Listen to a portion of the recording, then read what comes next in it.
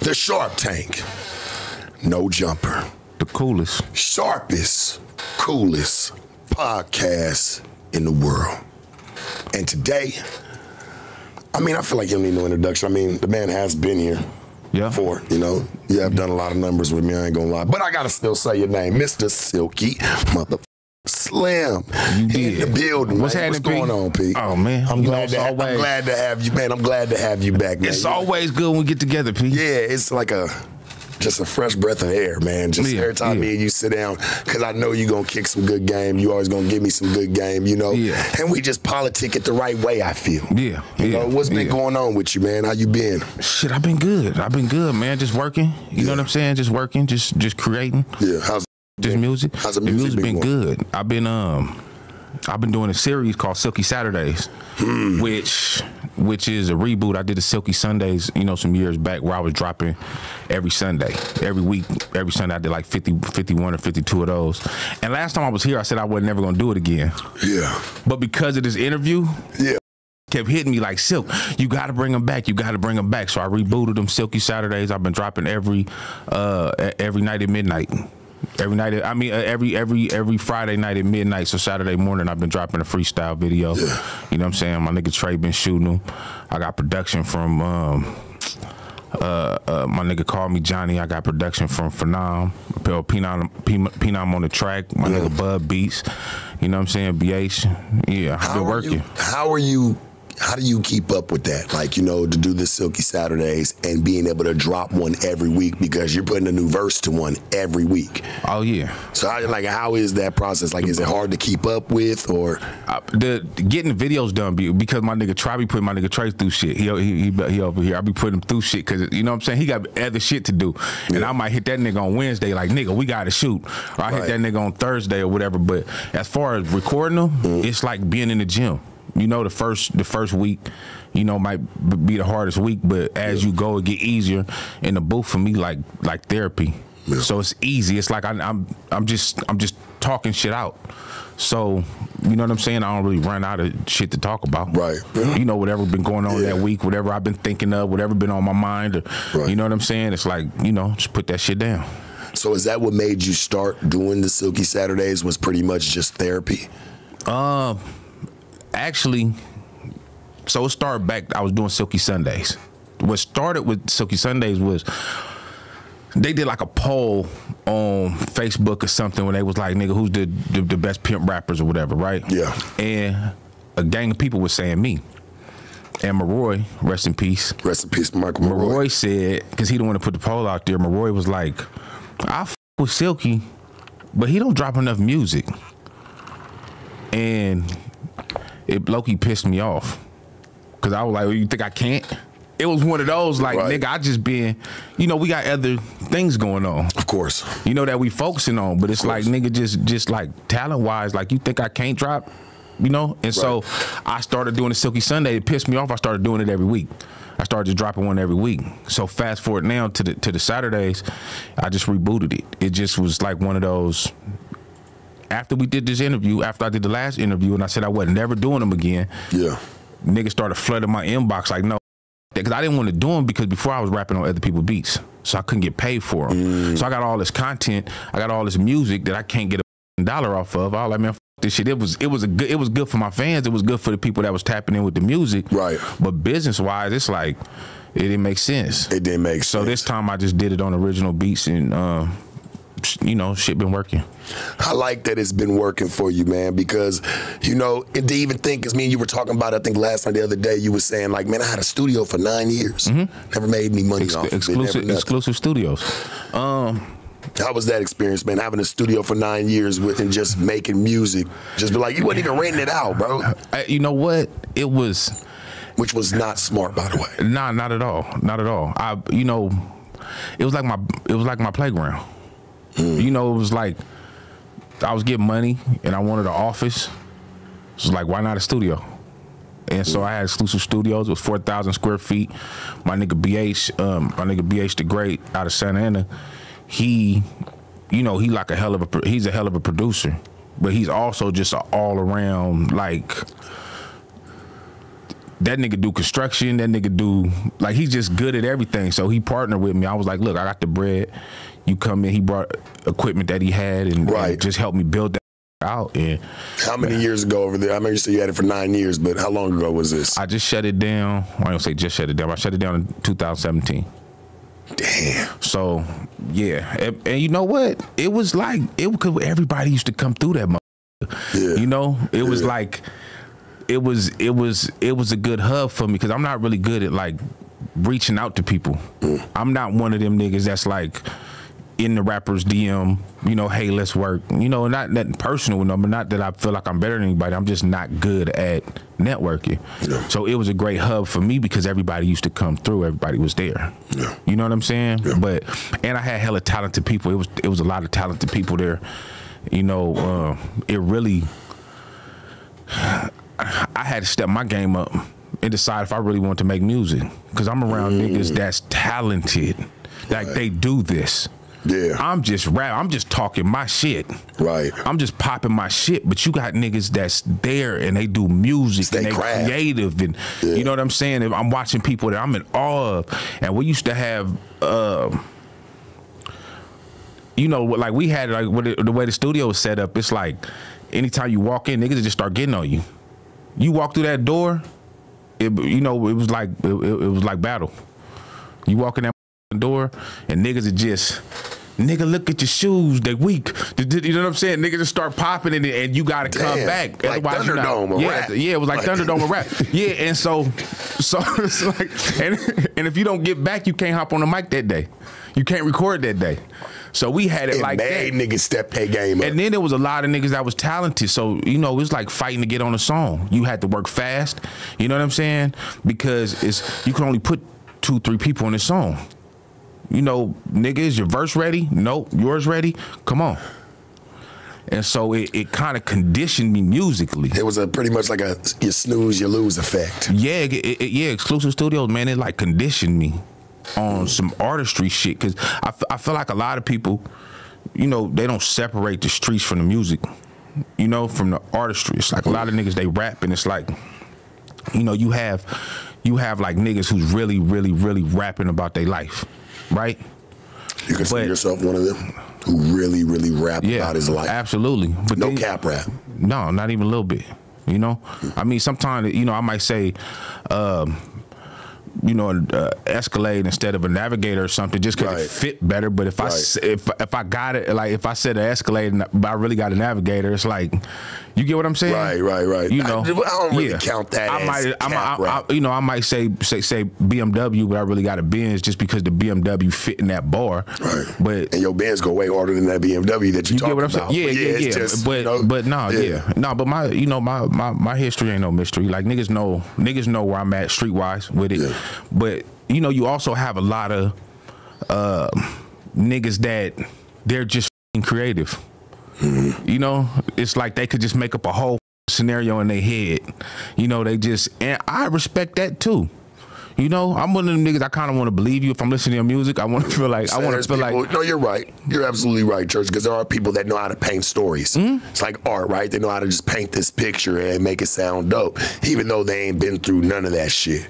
But when you hear the song, it's like, wow, this nigga's creative, right? You know, and I got a chance to take all that in and appreciate all that shit. You know what I'm saying? Every side of it. You know, I'm not really a creative person. Let me take that back. I don't want people to sound like that. It's not that I'm not a creative person, but I write like if I was to do a movie, I would write Goodfellas. I wouldn't write Alice in Wonderland. You get what I'm saying? Mm-hmm. Shout out to the nigga that wrote Alice in Wonderland. Y'all have a credible imagination for that. Mm-hmm. Goodfellas, you just have to like be able to a little bit know some people in the street. Yeah, be able to document a story. Right. You know, and so that's the kind of artist I am. I'm able to take my experiences and, you know, the things I've been through and witnessed and let's talk about let's vent. Let's talk about it because I definitely want to walk. I want to walk with a younger Silky Slim. Okay. I want to walk with the young man. You know, the one that barely was getting his feet wet in the game. Mm-hmm. You know what I'm saying? Yeah. What inspired you, Church? How'd you find it? Like, how'd you find the game? I'm interested because I don't think I ever really asked you. Like, we just always was just in it, you know? But I never really asked you your story. And I'm sure a lot of us are curious to know, like, how did Silky Slim come about? As far as the game? The game and the name. I'm familiar with the name myself, but I want the viewers to be familiar with why your name is Silky Slim. You know, the crazy thing about it is, like, I could call my mom right now. She'll, like, tell you. I've been calling myself a... I think, honestly, you got to be careful what you tell kids. Because my mom is the first person to call me a pimp. You know, when I was young, when I was 4 or 5 years old, you know how I'd be like them bitches around and they'd be like, oh, he's so cute. You know, when you get older, you're going to be my boyfriend. You know how you just be playing and shit? My mom used to be like, oh, he got all the girls. He's a little pimp. He's a little pimp. So I thought I was a pimp. She didn't know. She was just... You know, she thought it was cute. Right. You know what I'm saying? But be careful what you say, like you said. Right, because in my head, I didn't know what a pimp was. I just knew pimps had a lot of girls and they had money. So, you know, it was just one of those things that, you know, when I was in school, you know, I used to tell I'm a pimp. And when the game presented itself to me, you know, it was like I took to it, you know? What are some of your fondest memories of it, the earlier phases and stages? Man. Like, what do you remember? Like that day you said, this. I'm turning out too, man. I'm in this shit. Yeah, well, but you know, pimps turn on. Hoes turn out. Well, but I know what you're saying. Look at it like this. Yeah. No, because I always look at it like this, man. We got to get outside about it. So that's why I say, shit, we already been inside. You feel me? It's time to turn out and get out here and get it. I think some of my fondest memories. I like to turn hoes on. Yeah. Like turn them on. Yeah, I hear you. I hear you. But some of my fondest memories, honestly, was like them road trips. I remember them cross country. Like niggas wasn't hopping on planes like that. It was we didn't have Google Maps and all that other shit. You know what I'm saying? It was just hopping on the freeway. Nigga, we be in Orange County somewhere, you know, doing our shit, and we running some ism. And nigga, hey, oh yeah, I'm on my way to AZ. What's in AZ? Oh man, you ain't been yeah, that type of shit. Oh nigga, P, you ain't been out there? No, you know. So it's like, shit, I'm about to go out there. Well, okay, what's your line? I'm gonna hit you when I get out there. And just going back to the room, you know, wherever we was holed up at, and hey, y'all bitches get, you know, pack your shit. We leaving tomorrow. You know what I'm saying? Cause you know, check out at 11, 12, and just hop on the road, going to Arizona. You know, tapping in, seeing what that's like, being out there. You know, running to another nigga. Oh yeah, I just came from Chicago. What's in Chicago? You know, but hit me when you get out there. So now nigga on the road and the nigga just moving around. You know what I'm saying? And just being in those, you know, just hitting cross country, just hitting state to state, running into all these different people. You know what I'm saying? You know, these different people in the game. You know what I'm saying? Running across a new bitch in this city, running across a new bitch in that city. You know what I'm saying? You know, even the losses, like, you know, even it's all a learning process, all build character. You know, them circles, the roasted, the chopping block, as we call it. That was like, those are some of my fondest memories, being in that circle.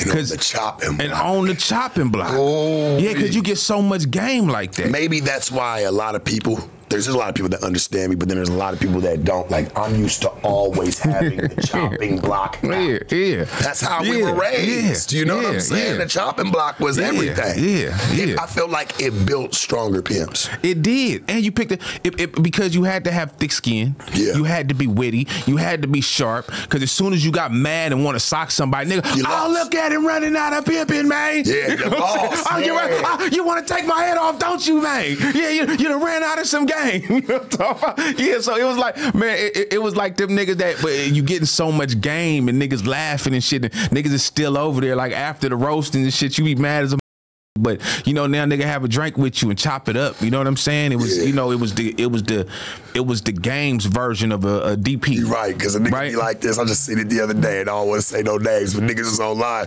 and one nigga said, "Damn, you wanna punch me, P? Yeah. Damn, you really wanna punch me, P? It make a nigga sound dumb as." Damn, P, you really want to punch me, P? But no, that rage that a nigga had when you really want to punch a nigga, and the nigga smiling like, "You want to punch me, P?" I was just trying to give you some game, because it's like you give a nigga some game and he act like you want to kill him. Yeah, I'm just trying to give you some game. You know, you worried about my delivery instead of getting the message. I thought that's what we was here for. Yeah, was to, know what I'm saying, reach one and teach one. Yeah. You know what I'm saying? These days, it's like a nigga don't want to learn nothing, especially when it comes to the pimping. That's why I think the game's so up today. Yeah. It's because you're telling nigga, hey, you know this the way you got to move, and no, that I make my own rules. Right. And when that happens, I shut down from niggas like that. I don't talk to them no more. And on top of that, I remember what it's like to be, see, when you young, and you know, when you doing something for the first time, you think nobody did it like you. When you're on your first run, you think nobody did it like you. You know what I'm saying? I know what the fuck I'm doing. Yeah, but I always been humble, like I'm coachable. You get what I'm saying? I played sports growing up, so I'm used to the coach getting in my face, cussing me out. You used to play with a team. I'm used to scoring two touchdowns and then fumbling. You get what I'm saying? So yeah, I'm having a hell of a game, but I almost might have cost us a game too for being reckless. And you know, so yeah, you know, my ego was always there, my pride was always there, but I was always willing to learn, and I was always willing to look, you know, do self-reflection. You get what I'm saying? And you have to be like that, and just in life in general. You know, you have to be able to take good advice. You have to be able to take bad advice to understand it's bad advice. You know, sometimes motherfuckers tell you something what they think is right, and you sitting over there like, this is terrible advice. But he think it's right. You don't got to shit on him for that. He's just trying. He still cares. He's only telling you because he cares. Just because it's bad advice, he doesn't understand that it's bad advice. It's what worked for him, or it's the lessons that he thought he learned in life. You don't got to shit on a motherfucker for trying to give you some game. Just take it with a smile. Appreciate the fact that a nigga speaking to you, you know, and trying to teach you something, and make the best choices with the information that you have available. Your views and thoughts on the game today, because me and you, we sat down last time, you know, and I feel like a lot's happened since then. You know, people have passed away. R.I.P. K-Red, you know what I'm saying? I know R.I.P. Sir Harold. He just passed away recently too. Hey man, Sir Harold, man, R.I.P. Like, I know that was your guy though. K-Red, y'all stayed next door to each other, like, you know. So I know a lot's happened, homie. What is your state? What's your take on the game today and the players that are in it? Well, shout out Kenny Red. You know what I'm saying? Rest in peace. He's definitely missed. You know what I'm saying? And I learned a lot from him, because I know he loved me. But he also, see, people don't understand. He used to chop me too. He'll put me on the chopping block. I just told you before the interview, he kicked me out of his house. Yeah, he used to chop me too. You get what I'm saying? Yeah. Like, you know, it's the state of the game. I mean, I love what some of them niggas is doing. You know, I feel like because of the net, a lot of people have access to information that they didn't, you know, that you had to be outside for. You know, so they're able to you know, pick up things, but like the true essence of the game, I think is wonderful. You know, I think these bitches is motivated. You know what I'm saying? They, you know, they thinking bigger. You know, they're not just thinking about, you know, getting cars and bags anymore. I mean, you know, a lot of them are, but, you know, a lot of them are thinking about, you know what I'm saying, you know, investing in their credit, investing in their, you know, businesses, and, you know what I'm saying, in their future. It's not just about riding and spending money. You know, when we came into the game, you know, them niggas used to be, man, spend that whole money, man. Spend you know it. Oh, man, ain't the time for you to get a new car, P. You know what I'm saying? 6 months old. Yeah, man, you niggas ain't getting no money. You ain't showing your money. You know, now I think these niggas is understanding that, you know, it's like, you know, yeah, you might not see me in a new car, but, you know, I got a you know, $60,000 you know, investment portfolio that I just started. Yeah. You know, I could have bought this car. You know, I could have spent 30 or 40 on a down payment. You know what I'm saying, and had me a motherfucking $1,500 a month, you know, bill to ride this brand new what's it called. But instead, I put that in, you know, on Tesla. You know what I'm saying? Instead, I put that on.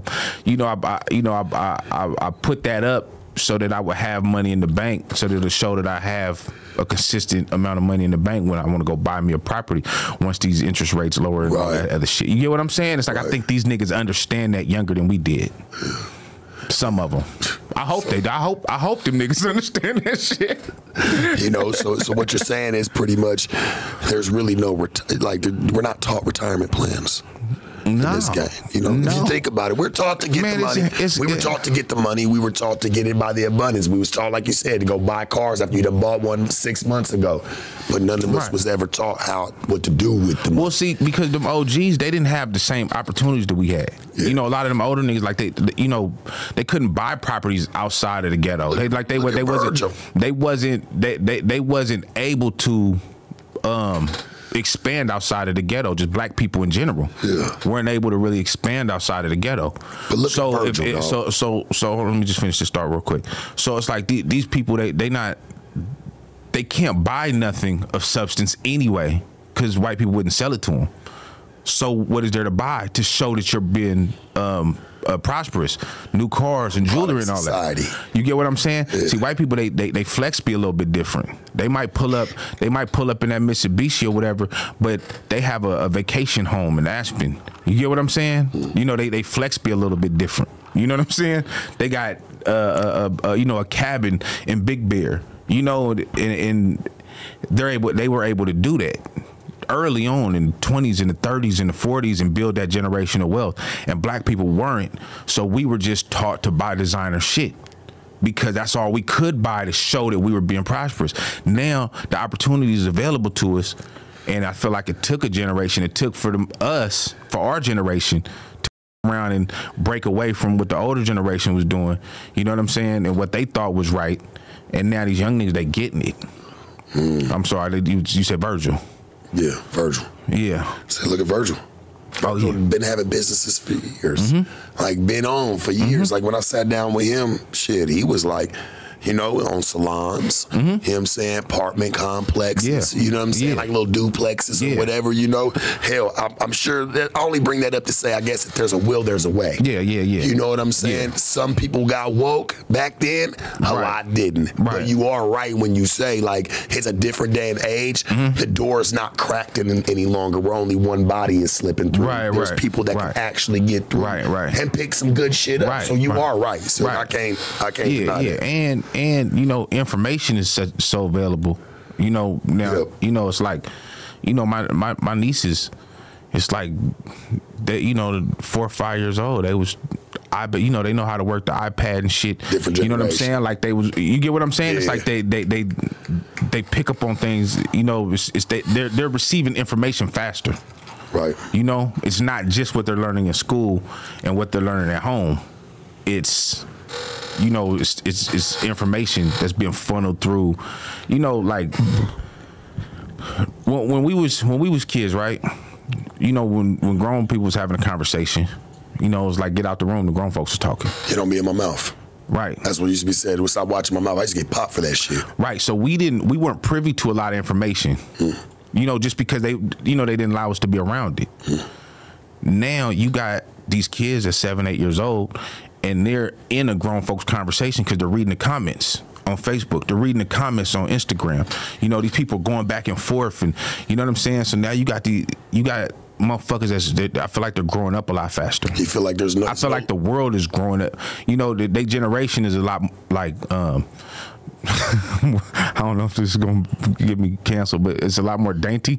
You know what I'm saying? Next generation. That was a good word to choose. No, that was a great word to choose. Like, if you know, you know. Yeah, what you just said. Yeah, you know they a lot more like, I just have to work on my mental health. Like, we didn't. It's a lot. Yeah, it's a lot softer. No, it is. It's definitely a lot softer. Like, these days, you fall on the ground. Oh my God, are you okay? Come here. Like, oh man, did it hurt? Like, we used to fall and had to get your ass up and keep on taking. What? Rinse it off. Yeah. So what I was gonna say was, do you feel like the things that used to be locker room talk for adults have now been put out because of social media and shit? Like you said, you're watching full blown arguments happen between grown people, and there's this 10-year-old kid that's on IG. And he's just scrolling through it. Right. And he can't read. Right.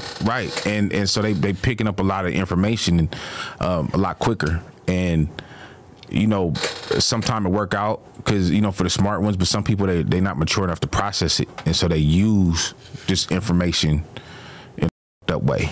That's why you have all the lashing out online. That's why you have all the and all that other shit. I was going to ask you, what's your take on that? Like, what do you think about, like, social media, being a person that was around and in the streets before social media? Yeah, I think it got people fucked up. I think social media got people's perception of they self fucked up. Because you might have this motherfucking bum ass bitch that ain't got a dollar to her name that been living with her grandma. She don't even got no clothes to go to the club. But she have a panty and bra set. She take a couple pictures, she posted. You know what I'm saying? Now you got a nigga trying to fly to New York and she feel like she just you know, some boss ass bitch because the nigga done flew her out. And the bitch ain't got no substance. You know, whereas, you know, it's like we had a saying like treat him how you meet him, right? We might have fucked around and had this bitch was at the bus stop. We met you at the bus stop. Yeah. You know, you didn't have no car. We could see that you don't got your nails done, and we could see that you we could see that you around, and you know, we could see your outfit and you know how you living, bitch. We could see it. So they had a little bit more humbleness. They wasn't so quick to tell a nigga I'm good, cause you don't know when you gonna see a nigga like this again, bitch. You used to these dusty niggas just running around where you from, right? And so you don't even know when you gonna see a nigga like me again. Pull up and give you action at a ball. And get to smell it in person, bitch. Now these bitches just window shop online. Send, you know, panties and bras. You know? Damn, he said they window shop online like it's panties and bras. No, and they posting their panties and bras. No, they are, but look at how they go and choose niggas. Yeah. It's like shopping for clothes. Some new lingerie. Bitches that shouldn't be picky. bitches that have no right to be picky. Room. I was about to say have no room and bitches that have no room to be picky. You know what I'm saying? Oh, they is out there. You know, you can't tell them shit. These bitches won't even they're posting pictures, bare face, no makeup, but the bitch got a filter on. Like the you got to be a little crazy to post a caption, bare face, no makeup, and you got a whole filter. You get what I'm saying? They perception of they self is up. Well, I feel like the internet has helped them. Like, there's no struggle anymore. Bitch used to have to pick a struggle, you know what I'm saying, and live with it. Now the internet's been able to create where you ain't got to live with no struggles. You can overcome it. You can post something that'll make you feel better about what you're going through, you know. I don't like that shit, homie, and I feel like that's what's made a lot of more punk rock bitches and a lot of punk rock niggas, because these niggas don't even be having no game. Like you said, it ain't always about the ride, it's the play inside. It's not the big, like, have that shit, that's cool. Yeah. But that don't make that nigga no real one. It don't make him certified. It don't make him thorough. Right. Well, motherfuckers doing it just for the post, for the picture. Yeah. You know what I'm saying? Motherfuckers doing it just for the picture. You ever did that? Did what? Like, just did it for a post. A lot of times. You fell in that realm sometimes. Like, what the fuck am I doing? If you go, like, if I look at my page, at Mr. Silky Slim on Instagram, if you go to my page, it's like, I have a lot of music shit. I don't have a lot of personal shit. It's because when I'm in the moment, I really forget to take my camera on. I don't have a lot of pictures by myself. 9 times out of 10 when you see me in a picture, it's with a bunch of people because somebody else broke a camera out and said, let's get this flick. I really just forget because I'm one of them people that I want to experience the moment. No, I'm not going to the club doing this like, oh, I can't wait till they see this on the gram tomorrow. You know what I'm saying? There's I can't wait to post this picture. There's pictures I got of me and you from years ago, like I've never posted. Yeah. Like me and you suited and booted. I'm talking about, like, for real, you sitting there top rib on smiling, half furred up, nigga. Listen, like, it just. And it's good to have pictures. It's good for all my memories. And it's cool to post them. I'm just saying that I don't go do things with the sole purpose of I have to make sure I get this picture. Where I feel like a lot of people, that's the motive for a lot of things that they do. They do it just for the picture. Just for it's not even about the experience. It's I have to get this picture. I have to make this look right. You know what I'm saying? And they pressed about it.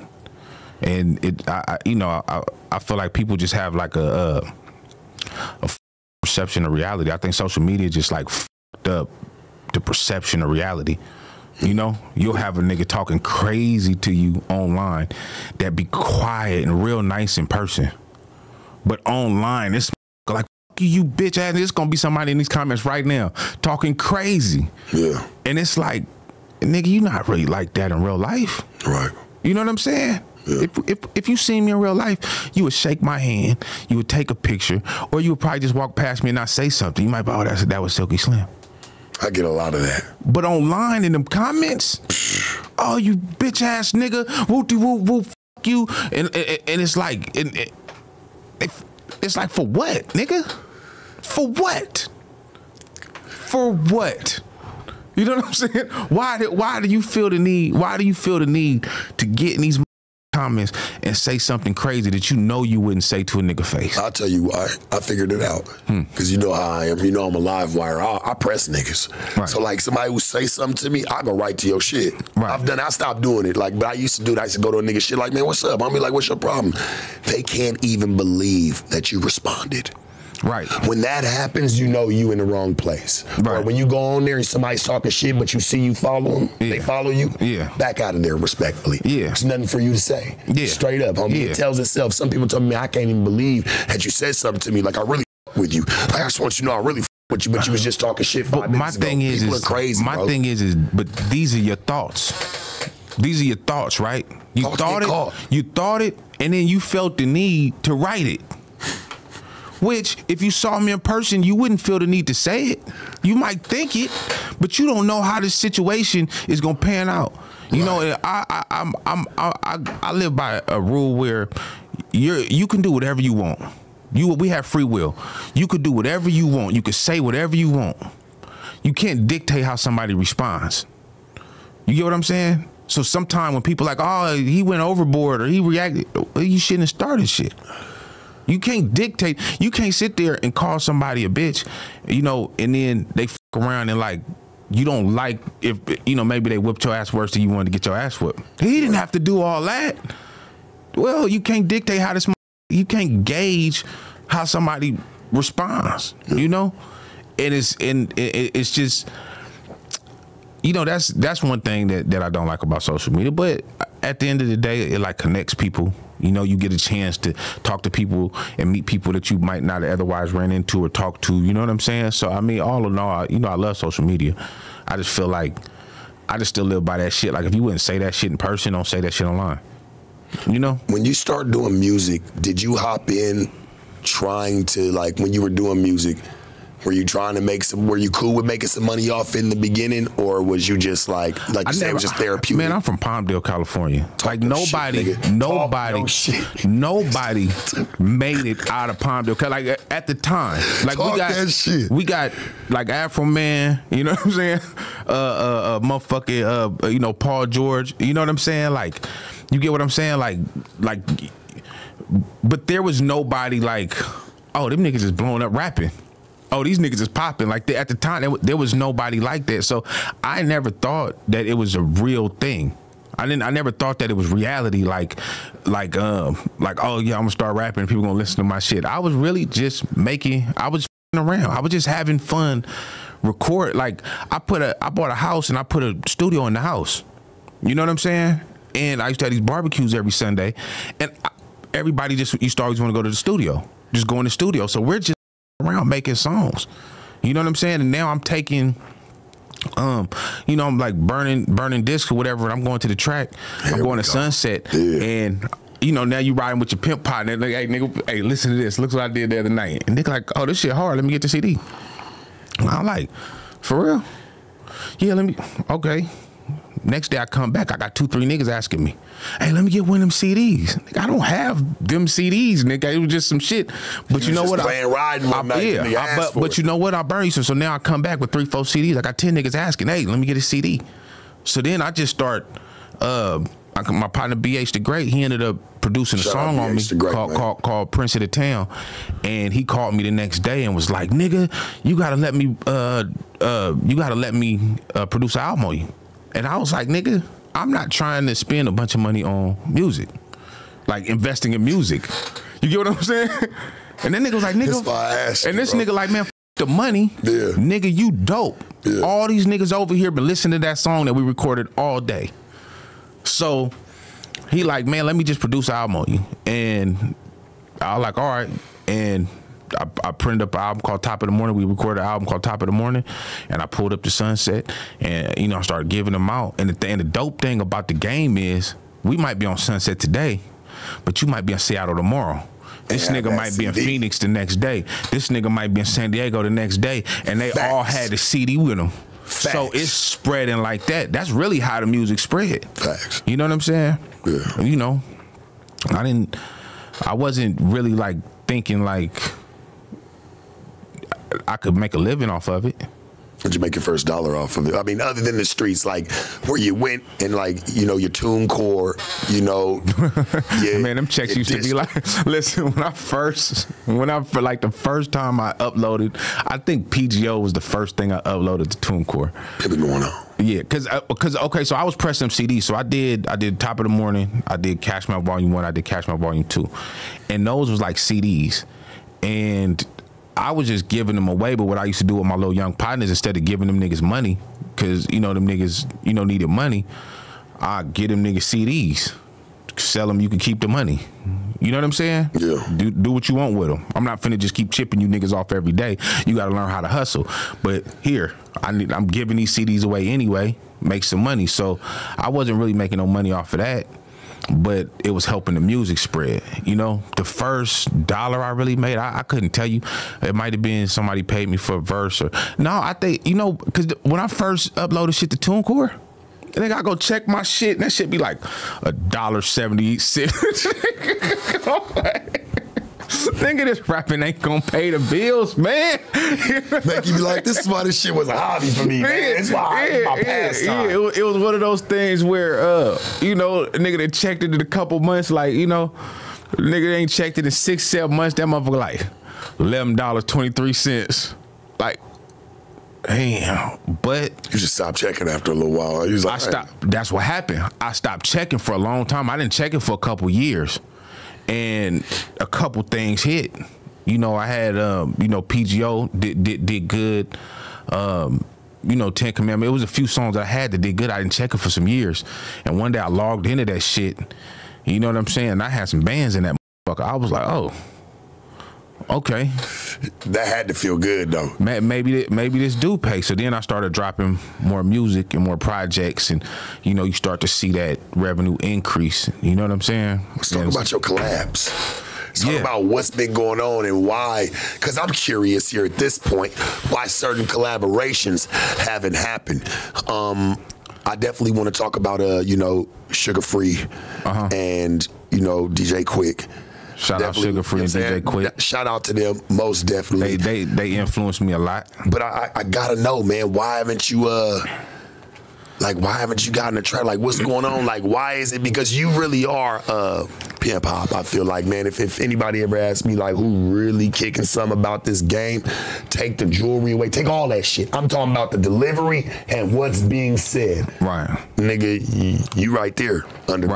I'm one of the only niggas that's rapping like I'm #1, and then it goes Silky Slim. I'll give you that. You know, so it's get that. We'll let the people decide that though. But you know, I'm just with you, like, all jokes aside, like, I feel like you got it, bro. Like, and I'm just curious to know why you haven't gotten some of these features. Well, I already told you I'm terrible at networking, right? I'm not the, you know, it was one of those things where I always had my own table. I wasn't the nigga going to other niggas' tables and going to other niggas' sections and getting in the club with such and such going in with such and such. I always had my own section. I always had my own studio. I always had my own shit. So I wasn't studio hopping like a lot of niggas would be in this studio and that studio, and you know, so you know, that's part of the reason. The other reason is because I don't really, I fuck with niggas that I fuck with.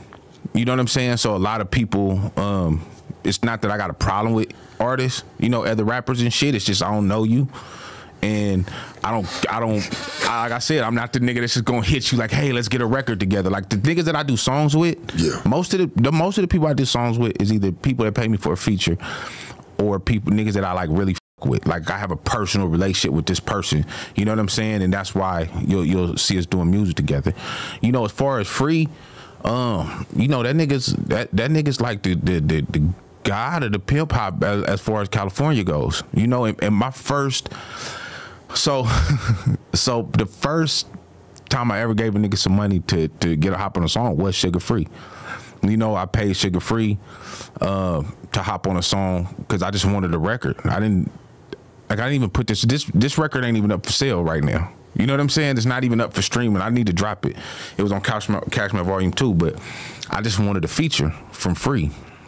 And he did the feature, and his manager Ted, shout out to Ted, he, you know, hit me, you know, followed up like, hey, nigga, you dope. I want to start with you on the music. You know, let me get you on some shows and this, that, and the other. So he started putting me on shows with Sugar Free. You know, opening up for Free, which is like a dream for me. You know what I'm saying? Because I'm like, nigga, I've been listening to Free since I was 7th grade. Now I'm kind of like in the mix with him, you know? And I never thought about being a rapper anyway, so now this is dope. He pimping, I'm pimping, I'm rapping, he rapping, you know what I'm saying? Probably about like the 4th show we did, we had a show in Ventura.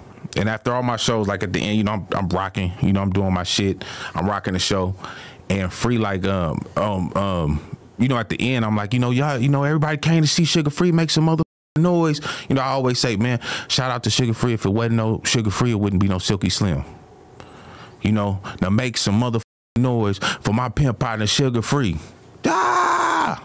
He get on stage and he just like, nigga, nigga, these niggas been talking about they been doing some big old pimping. Nigga, I was sending bitches when you was in junior high school with girlfriends, nigga. You know, and I'm thinking he just popping it. Then the nigga say, niggas ride my coattail, nigga on my shows, get your own shows. Nigga, get your own shows, nigga. Stop riding my coattail. The plot thickens. Right. So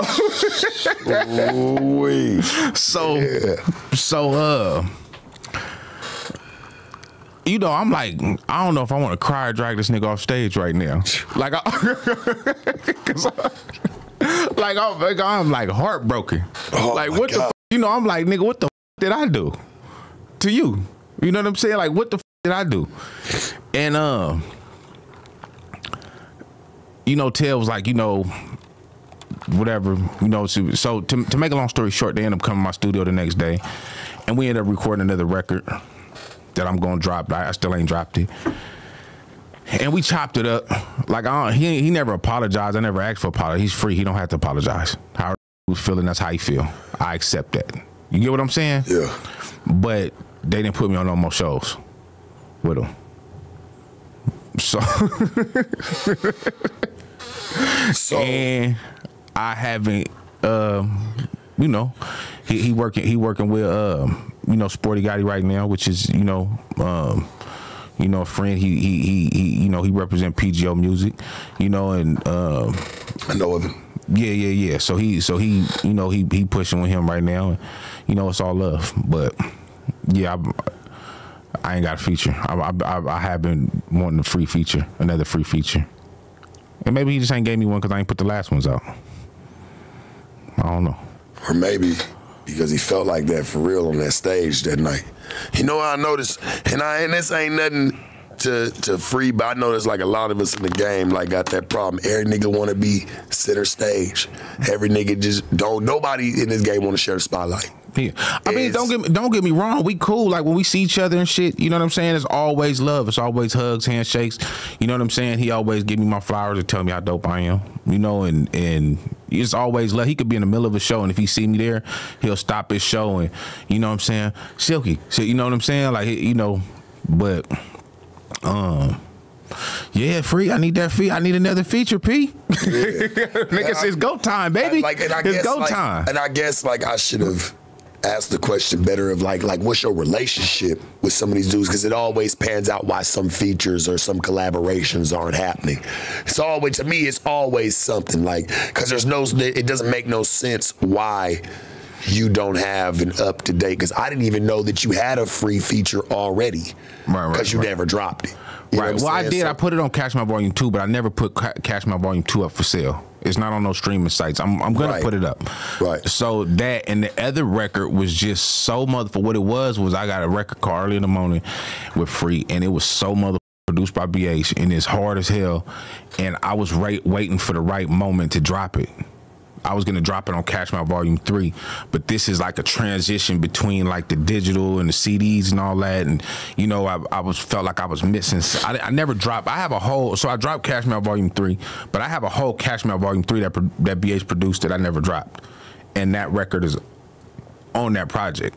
I'm just trying to figure out a way to drop it where I want people to understand this isn't my new music. You know what I'm saying? But it's still, I still want to drop it. You get what I'm saying? So, how about you and Quik? Why don't you got you a couple Quik beats? I don't really know Quik like that. Okay, so years later, right? So, you know, I wasn't on no more free shows or whatever. But years later, me and Ted got back in contact or whatever. And, you know, he started putting me on DJ Quik shows. And I did a show with Quik in San Diego. And that shit was dope. And he come to my studio. He came to my studio, pulled up in the Porsche and shit. I'm geeked because I'm like, nigga, DJ Quik at my studio. This nigga legend.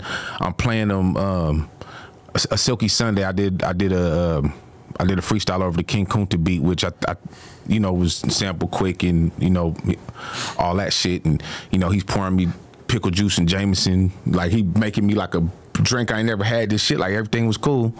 Then I had a show with him in Orange County.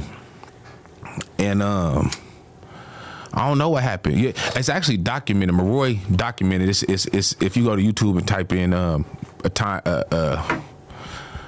Silky Slim, A Time to Remember, it's about that show. So I have a show with Quik and everybody's there. Dub C there, Corrupt is there. He's performing. Mac 10 performing. West Coast in the building. Yeah, I think Fab was there. G Malone was there. Compton AV. It was a lot of. It was like a. I'm missing a bunch of people, but it was like they were celebrating Black Tone birthday, and it was a show at the Observatory. So they put me on the bill. I don't know why they put me on before Quik. There's no way I was supposed to go on before Quik after all these niggas perform free before. You know what I'm saying? Like, it's just, once like G Malone hit the stage, I was like, okay, I'm not gonna perform. But I wasn't even tripping because I'm just enjoying this shit. You know what I'm saying? They like, Silk, you up. So they give me the mic. I do my thing. I'm rapping. Halfway through my set, the beat cut off. So I'm thinking something going on with that. I'm thinking the DJ just gave me a drop. You know, sometimes a nigga be rapping, they drop the beat out. So I keep rapping. Ooh. And then I hear, man, turn that nigga mic off. This nigga Quik. This nigga Quik, like, man, turn that shit off. Shut the mic off. So I'm like, what the f I do? So I'm like, my homeboy, he's standing up with a PGO sign because the homegirl, Ink Bomb, she do the tattoos and shit. She dope as a. She had painted me a sign, a big PGO sign. She painted it for me, and she gave it to me that day at that concert. So the homie holding up the PGO sign, the nigga Quik around, he like, man, I gotta perform. Like, you know what I'm saying? Like, I don't got time. I got, you know, I'm running late or whatever he said. Then the nigga grabbed the sign, look at the sign, and he say, what's it say, PGO? Man, get this shit out of here.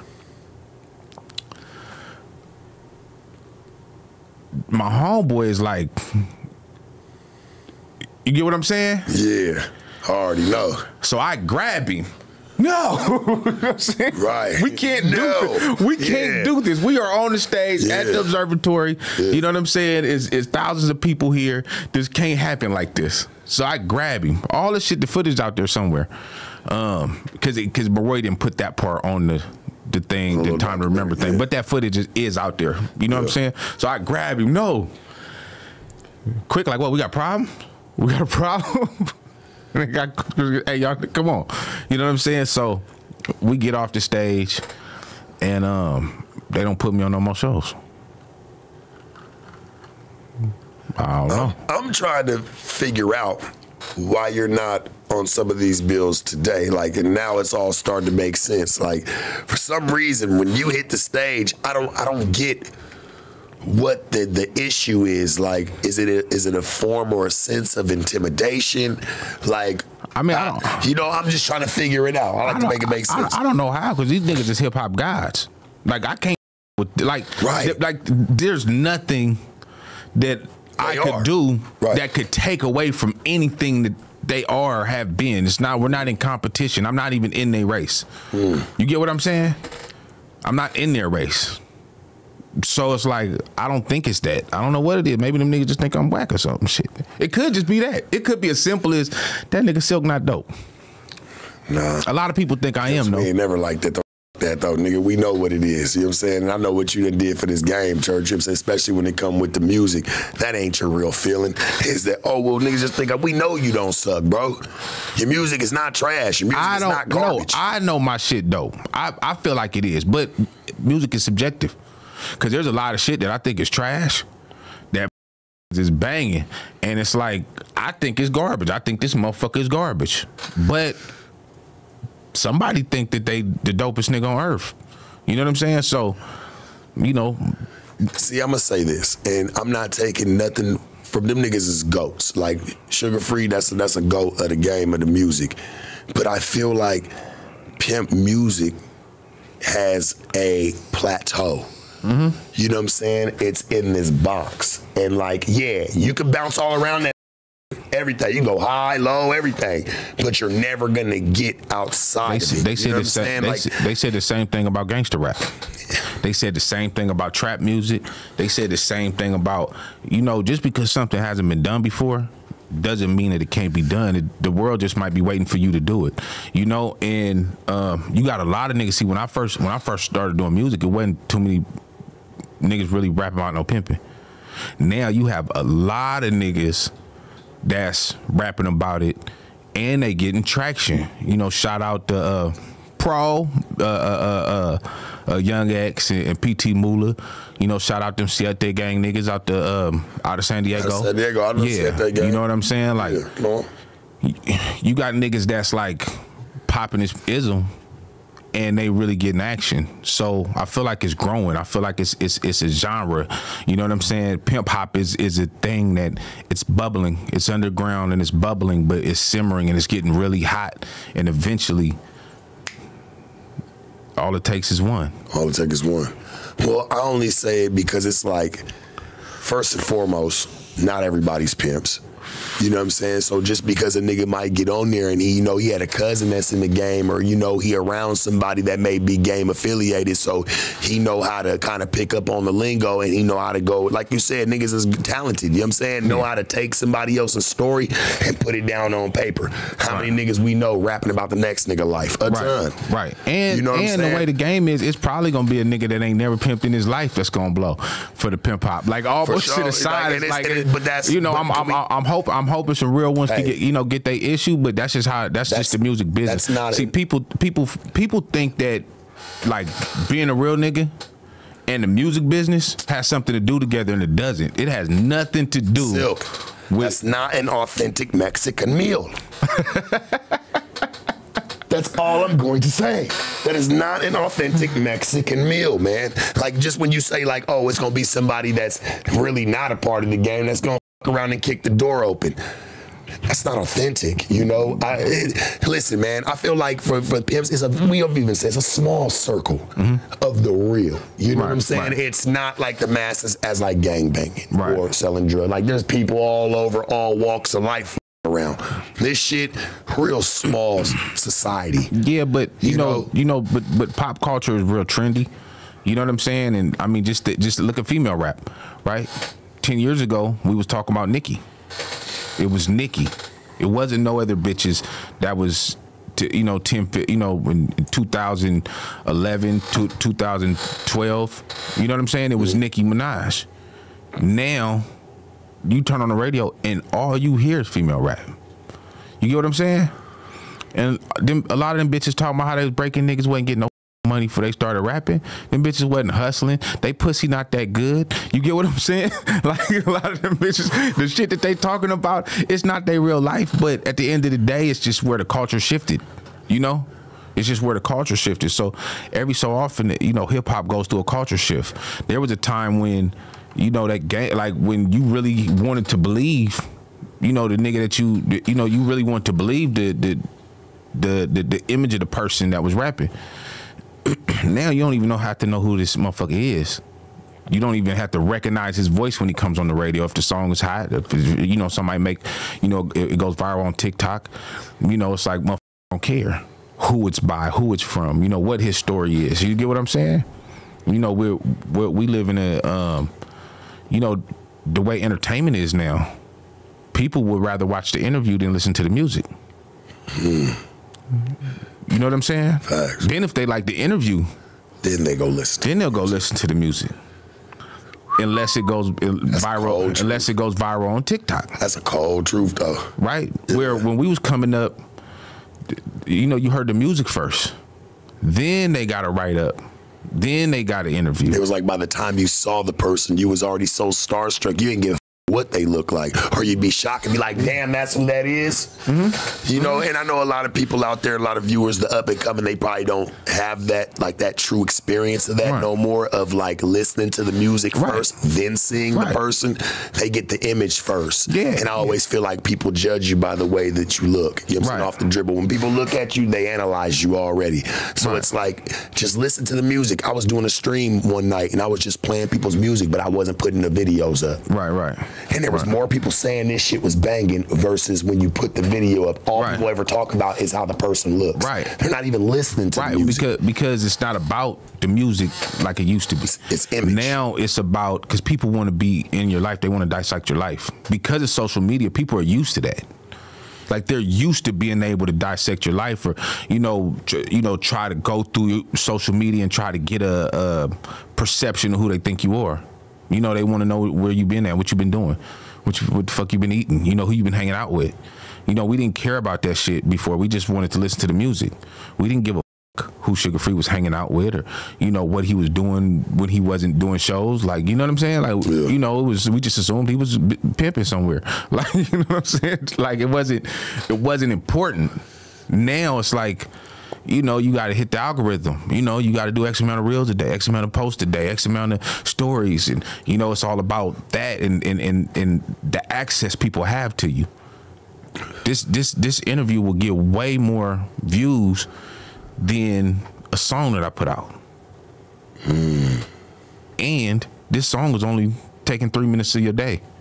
This interview, sit there and make something to eat, watch this while they cooking. Watch this motherfucker, you know, sit down and eat. You know, sit down and eat. Watch this motherfucker while they eat. And you know, I think, you know, entertainment in general is going. I just learned this term the other day. My nigga Trey put me up on it. Long form content. You know what I'm saying? The game is going to long form content, where you know, the music is just kind of like secondary. You know. I always look at it like this, man. You know, when it comes to social media and music together, you know, it's very much needed. You know, I feel like it does do a lot for even artists, like, you know what I'm saying, niggas that's pimp rap, you know what I'm saying, got pimp rap, pimp music, you know what I mean, and just, it spreads it out to a masses. And that was coming lead to my next question, like, for you, like, do you have a lot of square, like, people that are not game affiliated, I don't even want to call them square, just people that are not game affiliated, listening to your music, telling you to keep going, or do you got people that be like, man, stop this shit? No, ain't nobody told me to stop nothing. You can't tell me, man, like, it's well, people, you know, just critics. I do what the I want to do. You get what I'm saying? Like, I do what makes me happy. So I don't do the music necessarily for the listener, although I appreciate the listen, and it feels good to know that people like it. Like, don't get me wrong, it's not like I'm not finna sit here and be like, oh, I don't give a about my fans. Like, of course I give a about my fans. Of course I give a about the people that's tuning in and checking for my shit every week. You know what I'm saying? But I don't make the music. I don't base me making music off of their opinion. I'm doing what I want to do. I'm doing what make me feel good. You get what I'm saying? Like, and if I'm able to share that with the world, and get paid for it, that's incredible, right? You know what I'm saying? But I'm not in the booth like, okay, well, what can I say that they would like? You get what I'm saying?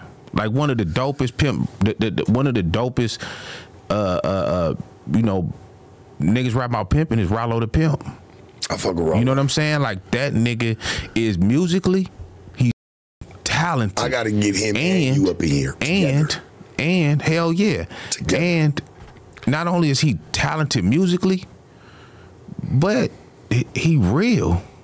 His story check out. He's authentic. You get what I'm saying? Mexican meal. Yeah, that's what I'm talking about. Yeah, it's just you know when you know, you know? Right, so it's like, I listen to his music. You get what I'm saying? Yeah. Just so happens we got a lot of music together, so you know I get to listen to me as well. You know what I'm saying? But it's like I listen to his music because I genuinely enjoy the music, but I also I believe him. You feel what I'm saying? That's what I'm into. That's what makes me love hip hop. You believe him? I like, you know him. well, the things, because everybody loves something different about music. Like some people, they just like the beat. Some people want to be able to dance to it. The things that I enjoy about music, I like witty bars. I like niggas that say little shit. I like for a nigga I like, you know, to screw my face at when a nigga say something. And, you know, I'm like, did you just hear that? Make your face ball up like a piece of paper. That's what I love about rap. Everybody's not into that. You know, some people just want the simple shit they could just vibe to, and you know what I'm saying? Yeah. So I get it. Everybody's into their different thing. Yeah. I do the kind of music that I'm into.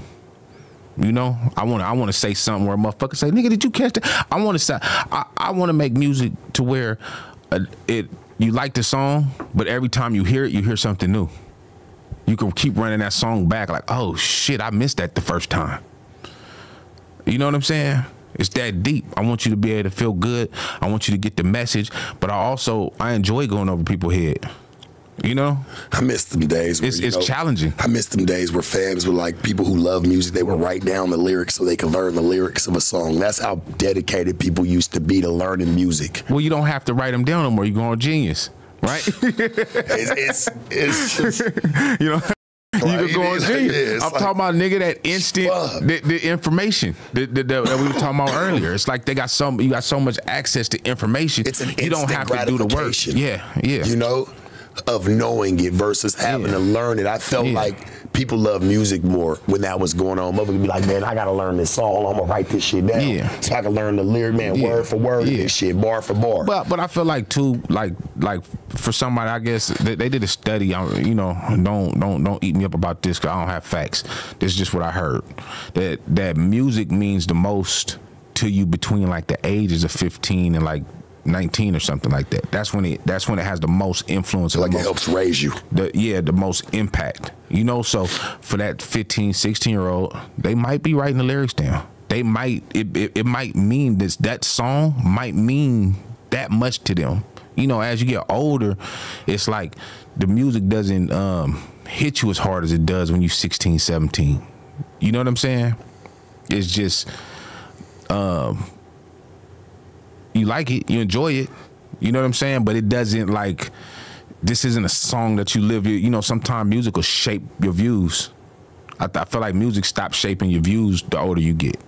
But when you're young, the music will actually shape your views. Because I feel like life is already shaping you, and you got a lot of responsibilities and things like that. Your life is already what it is. As a kid, you're just dreaming. So you're listening to everybody's story and being like, well, damn, I wonder if I can live like that. You know, so they take a different type of feel to it. They ain't got bills or nothing to really worry about at 15 years old. They just kind of living life. Music's a lot more influential. And that's why you have to kind of wonder, now I'm about to get like on some, what's the agenda, right? Because it's all about money. You could be as talented as you want, but the money is what's gonna blow you up. You know what I'm saying? Like, you know, you might go viral or something, but you have to have money. They spend millions and millions and millions of dollars, you know, to put somebody like a Sexy Red in a place where, you know, she's at the WWE. You get what I'm saying? Like, this isn't just like things that just happen. This is like orchestrated. So what do they choose to put the money behind? What message are they trying to force on people now? You get what I'm saying? They still go back to that private prison thing. You know, the same motherfuckers that run the music business, you know, they also invested in private prisons. So you're a very intelligent dude, man, and I love talking to you, but I really want to go back to it because I want to know why pimp hop hasn't gotten out of the box. Like, why hasn't it, like, why isn't it being picked up? Like, because let's be real, me and you and a lot of us, we hear a lot of trash ass music, ratchet ass music, shit that probably, man, niggas talking about killing Tom, Dick, and Harry. You dig what I'm saying? And they're cool with that agenda. They're cool with that agenda. They're cool with, you know, young black girls, you know what I'm saying? You know, twerking, right? Pregnant. You know, pregnant, all that shit, right? They're cool with niggas killing each other. You know, you want to rap about killing a nigga? No f***ing problem. You know, you get what I'm saying? Straight the f***. You know, you want to influence niggas to gangbang. You want to influence niggas to kill people, to do drugs, to sell drugs. No f***ing problem. You know what they don't want? You know what that executive don't want? He don't want his 15-year-old daughter saying, I can't wait to turn 18 so I could go with a pimp. Terrifying. It's horrible to them. Nightmare. Terrifying. That's a nightmare. You right. These niggas think, because they think that we're like you know, these niggas be worried about their wives when we're around. Cause what is it about them?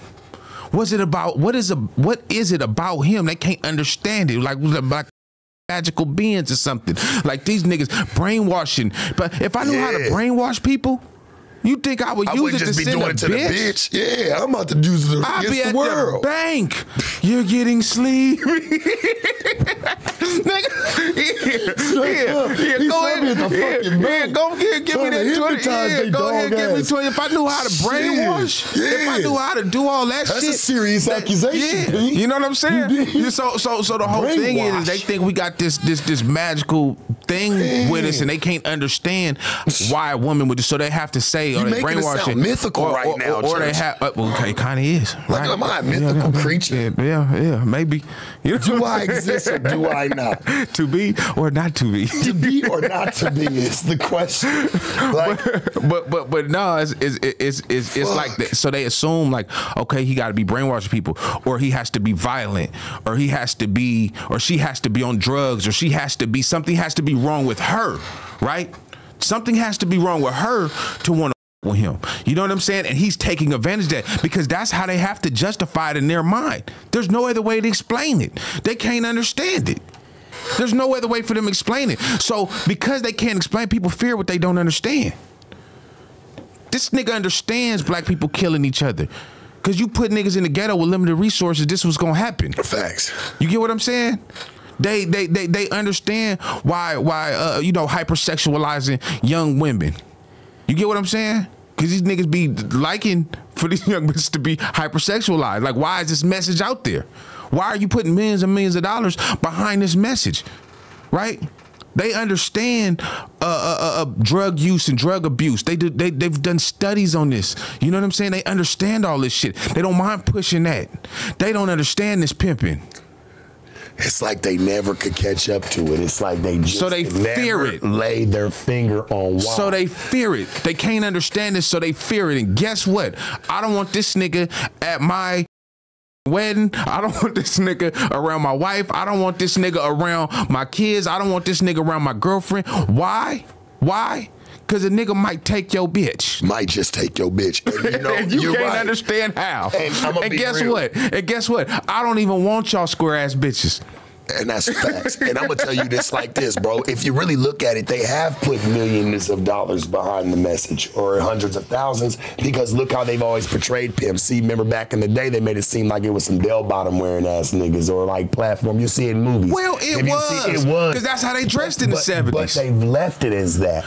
And they haven't modernized it really just yet. Because you know because this the whole thing. Again, this is how they make niggas to be out these real creepy, bad, manipulative, violent type of, because that's how they reason it. So that's the only scripts they gonna get through. Right now, if I write a movie script, you know, showing pimping in a positive light, they're like, oh no, I don't like that. We have to put a violent scene in here. We have to put a scene. We have to add a scene. Be hurt.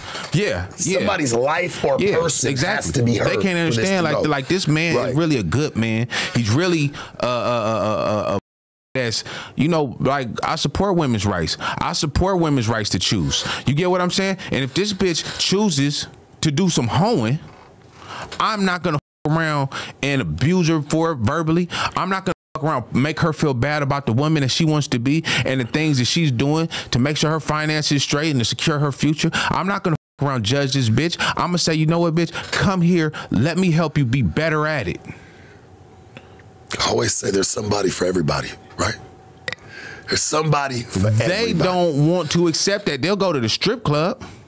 Well, no, they don't want to accept that you could possibly have you 6 homes and 7 cars and all over the country and living life. That's when they start having a problem with it, church. See, they used to always look at us as, my nigga, tennis shoe, or just, hotel room living ass niggas. You got an old Cadillac. That's the perception. You know what I'm saying? When they start seeing niggas having Benz, Rolls Royces, Bugattis and shit, niggas having big old mansions. Well, yeah, but that became a problem. Yeah, but they gonna do that to any black man that's having success. They're gonna do that to any black man that's having success, right? You know what I'm saying? You have too much success. They want to figure out why. And if you got something on you that they could take, where they could take it, that's what they gonna do, right? The thing is this. They can't accept the fact that these bitches is out here choosing niggas because they don't get treated that way. They women don't suck their dick on command. They women don't around and come home and say, man, everything I got is yours. They can't understand this bitch. This motherfucking badass bitch that they been had a crush on in high school that never noticed them. They can't understand why she would want a nigga that got other bitches. They can't fathom it. No, what they think is, honestly, and that is true, but in their mind, they don't even think about the money. They don't even care about that. They think that you're at home all these bitches together. Right. Like you just got all these bitches up in here busting it open, asshole naked, and you're just taking turns on each bitch. And that's too much work. That's too much. Hey, listen, that's too much work. That's what these niggas don't even understand. That's too much. I don't even like, the only way I really like them threesomes and shit like that is if them bitches is really into each other. And it's a vibe. If they're really into each other and they like each other, then it's cool. But if I got 2 bitches just there and they both like me and they don't like each other, now I just feel like I'm being overworked. You know what I'm saying? This shit ain't fun. Now you paying attention to too much. Now you sitting there just staring. Oh, you gave her 42 pumps. You only gave me 36.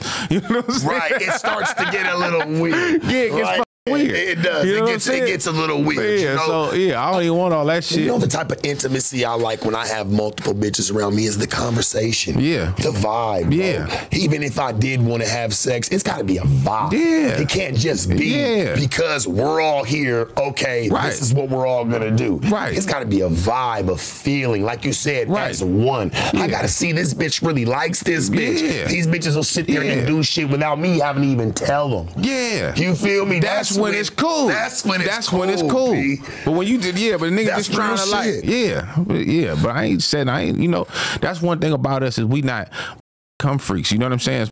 Don't just think with they dick. You know what I'm saying? It's, motherfuckers always be like, how he fuck his bitches? Like, he fuck his bitches? Yeah. Like, if I like that bitch, you know what I'm saying? Like people think that we're not human.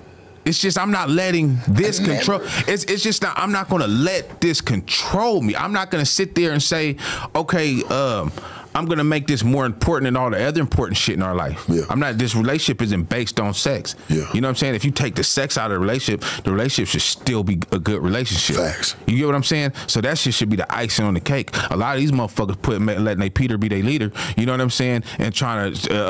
The bitch in a submission, that's not pimping. Yeah. What's the stigma, man, of people? Because I hear it a lot, like, and you'll hear it from a lot of different bitches that don't play the game, but then act like they've. I hear a lot of square bitches, and shout out to y'all, to the square bear babies. Like, I hear a lot of them. They'll be like, well, I've been with a pimp before, and he doesn't his bitches. He keeps a girl on the, he'll keep a girl like me, or he just. Me and takes care of me. I'm like, what's this stigma of where they say a pimp doesn't? He's lying to you, bitch. Yeah, let me tell you something. Let me tell you something right now. This nigga telling every single bitch he with. This nigga telling every single bitch he. I don't care about them other bitches. I'm just with them for the money. I really just with you. At the end of it all, it's just gonna be me and you, and we're gonna open businesses and all that, and your stupid ass falling for it, and then you get mad when you find out that he the other bitch. You know what I'm saying? Like, bitch, why would you want to be with a scumbag ass nigga? If he's sitting there using these other women, right? He's telling you, I don't care about these women. I'm just using them. Why would you even want to be with a user? That's a user and a hoe hustler. And I don't like niggas like that. And I rebuke niggas like that, bro. I swear to God. You don't even have to take you for niggas like me. Because when I get this bitch, would get this bitch, now she's tainted. Now she feels like I'm gonna do the same thing because guess what? You put the idea on her that this was but the problem is that this is what, because the bitch could have chosen a nigga that she would stop. But you know, a lot of times when they know a nigga some stomp down, they say, I'm scared to f with him. Why? Because I know you a real one. Yeah, they know. Right? You know how many bitches tell me how many bitches ever told you, Silk, that said when they get on your phone, say, I'm not finna play with you. Because they already know. I got bitches tell me all the time, I'm not finna play with you, Sharp. I'm like, well, because they already know they can't play. But it be their fault because they're choosing that. They'd rather f with a nigga that's gonna sit there and lie to their face and play in their face. Well, they want to still be honorable ups. They know when they come get with you, it's got to clean up. You know what I'm saying? Like they want to still they can't say nothing. She knows she's not gonna be able to check me about me talking to another bitch. You know what I'm saying? Bitch, go ahead, go through my phone. You know what I'm saying? You're gonna find everything you looking for, so don't do it to yourself. Don't do it to yourself. You get what I'm saying? Facts. I'm not hiding shit. You feel what I'm saying? So at the end of the day, it's like, you know, but yeah, it's like, why would a bitch even want to be with a nigga? Like he's basically telling you that he's lying to these other bitches and he's using these other bitches. You know, it's just like the no honor amongst thieves thing.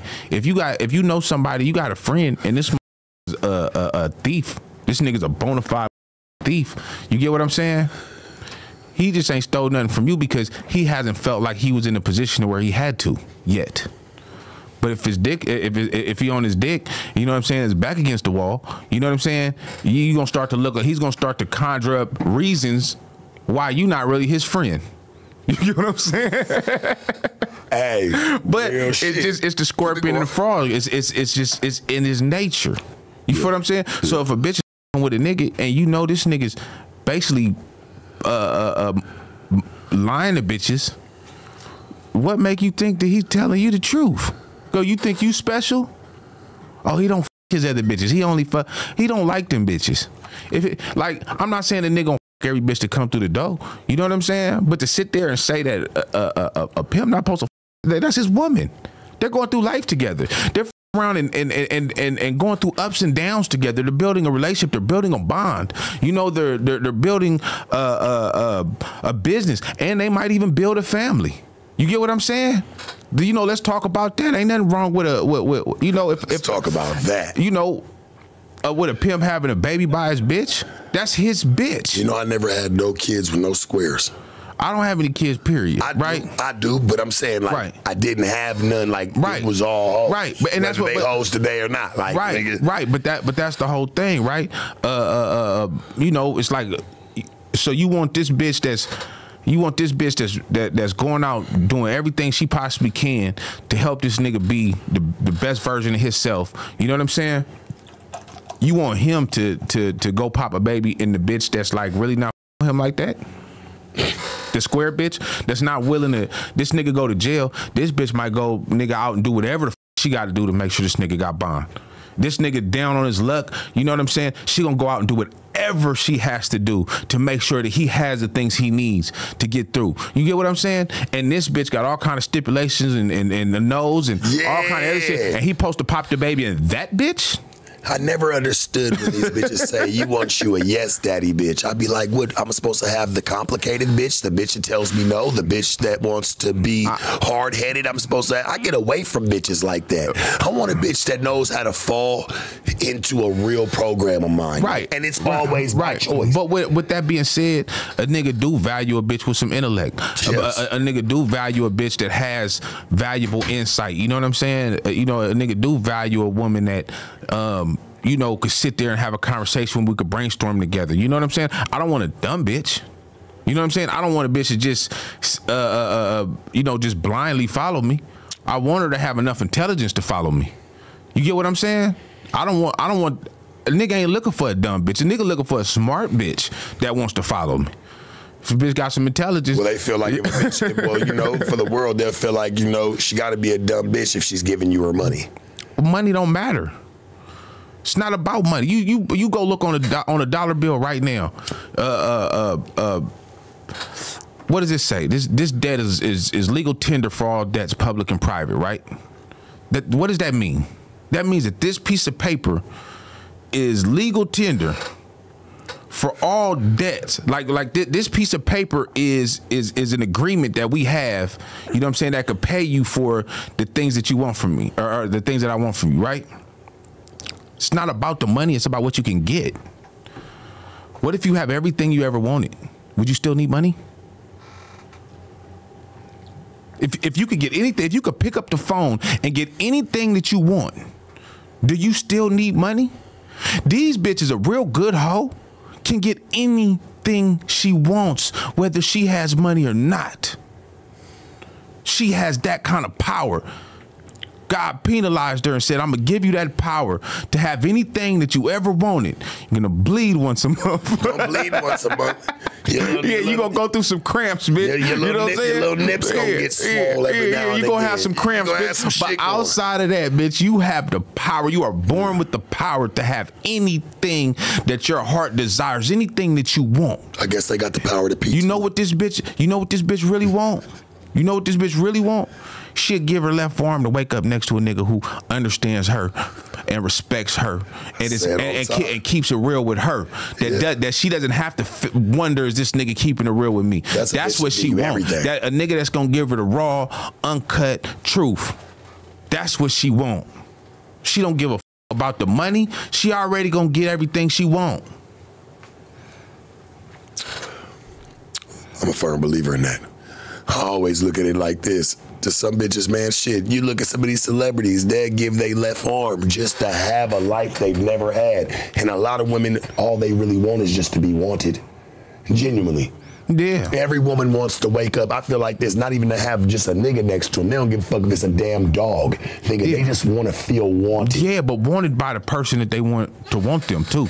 Because a lot of these bitches step out. They know niggas want them, but they know it don't be the person that they want to want them. It's not genuine. Yeah, for them. Like they know it's superficial. Yeah, it cannot be genuine for them. Yeah, I'm saying where they're like, yeah, I know he's a good dude. How do you bitches have the audacity? How do you bitches have the audacity to take these pictures with these filters, you know what I'm saying? Take these angles, edit y'all photos, you know what I'm saying? You seem a little mad about that, bro. Then I've been catfished one too many times. It seemed like you been catfished a couple times. How do you bitches have the audacity to post like this and then show up in person? Like, you don't think a nigga gonna be like, damn, bitch, why, you know? I wanna like you for you. You know what I'm saying? I've showed up on a bitch like that. I want to like you for you, but God, why'd you trick me into coming? Hey, I've showed up, nigga, supercars, nigga, looking at this badass bitch online, nigga, and I promise you, homie, I done left that bitch sitting on the curb talking to her from the curb. You can't even get in the car. Yeah, I done been that mad at it before. Listen, and I'm one of them niggas, man. I like them all. I like them all different shapes, colors, and sizes. You know what I'm saying? Like I like to have a mental connection with somebody. Nothing that don't fall under the sun, my brother. I'm just wondering. Wrong, that was just, but that was just a thought that just popped up. This is the shit that keeps me up at night. Yeah. How do you bitches have the audacity to put this filter on, edit this photo, you know what I'm saying, and then show up in person? I gotta ask you while I got you here. I gotta ask you, man. And I want to get some insight from you because you know you one of my pimp partners from back in the day. You know what I'm saying? You've done a lot of amazing things. You know, me and you, we can vouch for each other. We know each other. We done seen each other. We done been down throughout these years. Right. What did you think of the Sauce Walker interview? Talk to me, bro. They gonna want to hear it from you for sure. I honestly, I didn't know the brother before that interview. I had my preconceived notions just based on his OnlyFans and you know how he like to go about his pee. You know what I'm saying? Whatever. But I actually listened to that interview, watching that interview, I gained a lot of respect for him. Like just on some man shit, like outside of the game and all that. I did too. I was like, you know what? That nigga seems solid.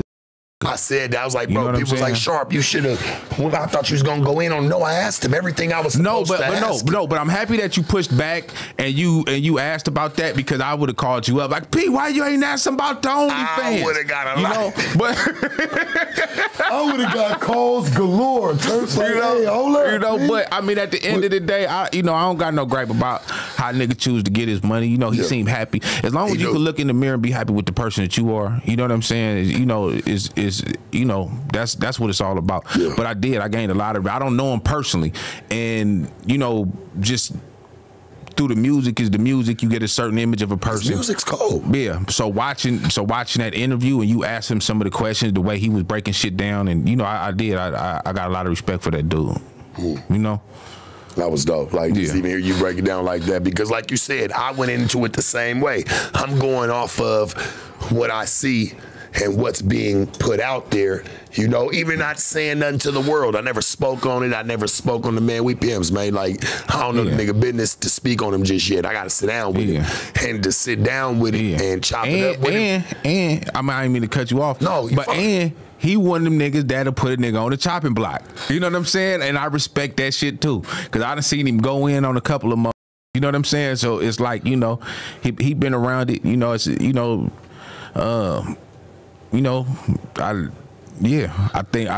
think I wish that nigga well. Right. You know what I'm saying? I think we need more niggas like him that's gonna keep it a buck. Yeah. Because a lot of niggas around try to like sugarcoat shit and all that. You know what I'm saying? It was an iconic, well-awaited interview. I was supposed to do that interview a long time ago, and I'm gonna be real with you, Silk. Like, it maybe like in the beginning, it probably would have been a little bit different, because I didn't gain the knowledge. Even just sitting down with somebody and trying to, what I'm saying? I've grown through it. Right, just to even sit back and listen to the brother's story, man, I would definitely sit back down with him again. And the interview did great. I don't think anybody did the numbers me and him did. You know what I'm saying? Yeah. So it was definitely, it definitely reached the audience. Yeah. You know what I'm saying? Me and him sitting down. No, it was dope to see. But I like a lot of interviews that you do. Yeah. You know what I'm saying? I feel like iconic one. Shit, your last one did over 500,000. Yeah. Well, every time we get together, we gonna chop it. Like we do this. Just people don't understand that just watching this interview. It's like, I could call you just for something real quick, or you could call me just for something real quick, and we'll end up chopping it like this for 2 hours. Yeah, that's why the conversation now is like goes in so many different directions. Like, nigga trying to keep it interviewish. You know what I'm saying? Nigga trying to keep it interviewish because we, but it's like that's why the conversation going in so many different directions, because we'll have this same conversation. Well, I think it's unique because people get to see your mindset. What do you think about certain things? Because they want to know, how does a pimp think? You know what I'm saying? Like, does he have the same morals? Does he have the same principles as maybe the person next door? You know what I'm saying? Tom or Susan down the street. It shows that, like you said, and you said something very vital in this interview. You was like, I'm still human, P. Right.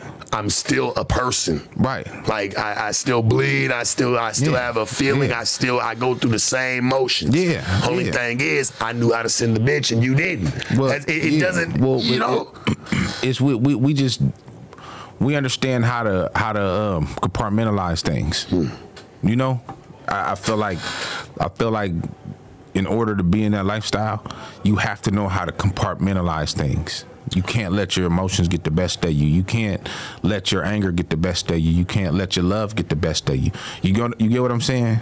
You have to be able to compartmentalize, but we all go through all that shit. You know what I'm saying? Yeah. Nigga, I done had a bunch of bitches broke my heart. You know what I'm saying? You know that notion that pimps don't get their heart broke? Makes you great. Oh yeah, pimps get their heart broke. Shit, you know what I'm saying? But at the same, one of the only that probably ever really speak on. But with that being said, I didn't lose myself. I didn't lose my mind. You know what I'm saying? I have before. Yeah, it'll do it to you. If you over a bitch. Over it wasn't even just the bitch. I feel like it was losing things. You know what I'm saying? And you know what it is. It's like putting a lot of things together at a great volume, and then it all just flatlined. As you know what it is. You know what? Some shit takes years to build. But bro. You know what? That made me such a better person. I lost everything at one point. No, that's why to get to my shit. It made me better. Yeah, I lost everything at one point, and I was so stressed out trying to hold on to things that I did. Because once I lost everything, it also was a certain freedom that I had. You know what I'm saying? That I was able to start over. You know what I'm saying? And build it with all the game and all the knowledge and all the experience. You know what I'm saying? And then I realized I never needed all that stuff. I don't need it. You get what I'm saying? It's cool to buy like nice things. I like cars. I like nice houses. I like jewelry. I like bitches, you know, bad bitches. I like I like all that shit, but I don't need none of it to be me. And I think a lot of times people need all those things to feel like themselves, or for people to perceive them a certain way. You ever heard of the Don't Call Me White Girl, Mona? You ever heard of the Don't Call Me White Girl chick? I sat down with her. I went and did an interview with her on Breakbeat. Shout out to her. And when me and her did the interview, I took all my jewelry off right there on camera. I said, I just want you to know I don't need none of this to talk to you or to be myself. Exactly. I took every piece of it off. But you know what? But you know what? You know that because you lost everything before. Yeah. When you lose everything, you realize you didn't, because you're still you without it. You get what I'm saying? You have to be. You have to be. You have to be. Yeah. Yeah. Then you start realizing I never had it when I started. I didn't need it when I started. And felt the strongest.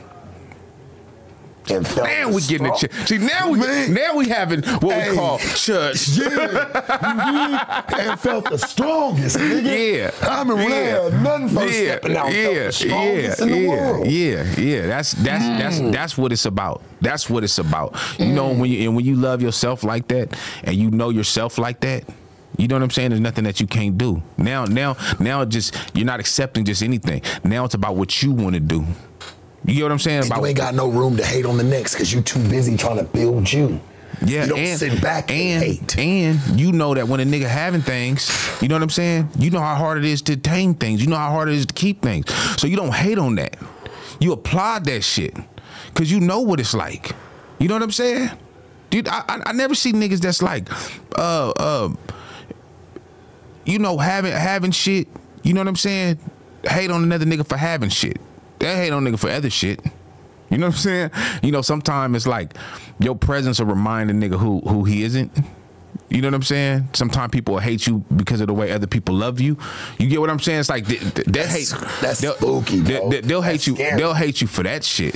But when a nigga that's been having things, having money and all that shit, niggas don't hate on other niggas that got money. Nigga, you know, like you be like excited. That shit motivated, nigga. You get what I'm saying? Niggas would be in secret competition and shit like that. You know, but I don't pay attention to that shit.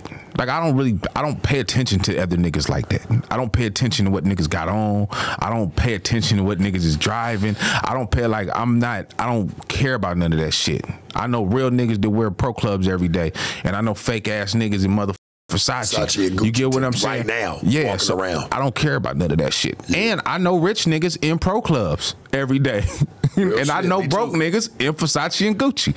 You get what I'm saying? So it's like I don't really judge. I never care about none of that shit. You know, I don't pay attention to all that shit. You know, sometimes you be walking. You know, I know you get this because you're a lot well known now. Motherfucker, you be with somebody, your square pie or whatever, and be like, hey, you see how they looking at you?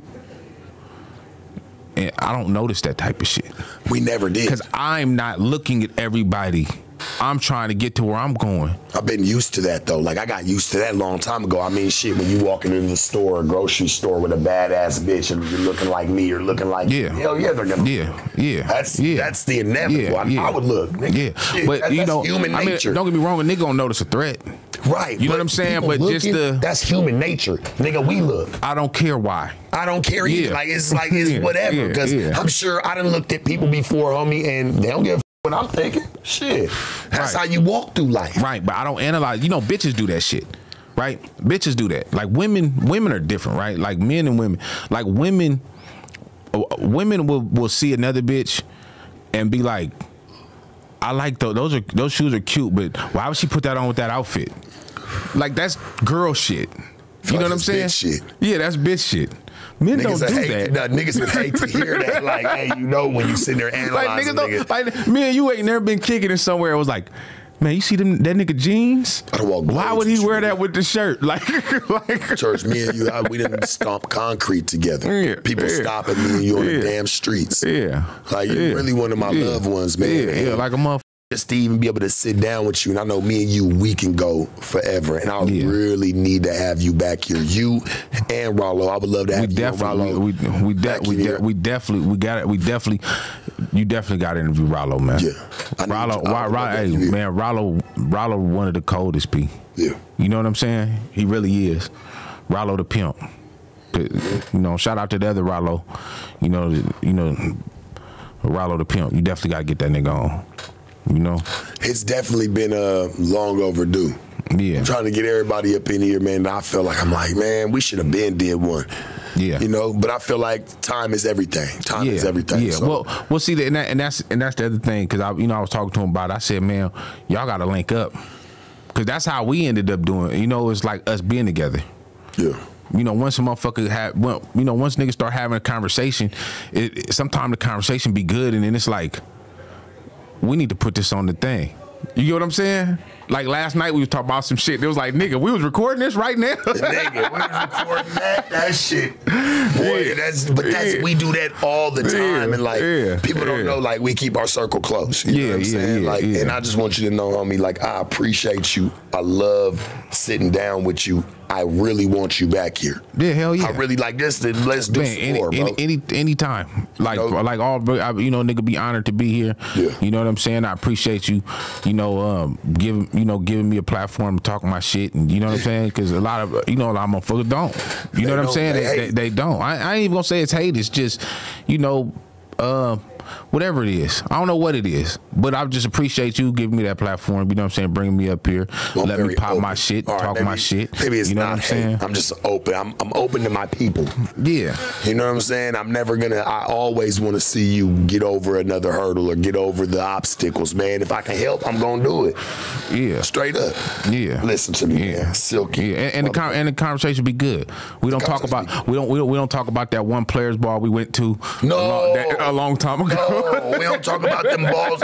You know, we don't have to talk about that one player's ball that we went to back in the day. You know, but I always say this though, like in our most and I gotta talk about it, like my last memory of K-Red was with you. It was me, you, K-Red, Gorgeous Dre's son. We had Jahan, shout out to him, K-Red's son, nigga. We had all left downtown San Diego, hopped on the road, all foreigns. And slid back to Vegas. And I remember us all sitting, maybe we all stopped and ate chicken. That was like the last real sit down. Where it was just us, no other distractions. I remember us all sitting on Church Hill, man, that Sunday where everybody in the congregation, man, we sitting there and everybody kicking to Sunday church. In the morning, man, we all there together. Them's the times I never forget, Pete. Them's memories you can't buy. Yeah, straight up. You feel me? When we was all sitting there outside, nigga, downtown, like just everybody just together. It's togetherness, you know? When we all get together, you know they say it's a treat when players meet. When we all get together, it really be some magnificent shit. And you know, when we do it, really do. You know, I'm honored to have been in some of the circles that I've been in and to been able to know some of the people that I know, you know? Yeah. So I appreciate you for stopping through with me. I know me, you can go for another hour, no problem. We just sit here and just chill. I know there's other things about to get ready to take place, but we had to get this one like a motherfucker. You understand what I'm saying? I appreciate you, church. I love you. Hey, man, stay flourishing. Stay at your craft, my nigga. Stay grinding. I'm going to get your ass back up in here. This ain't the last time they done heard of you shit.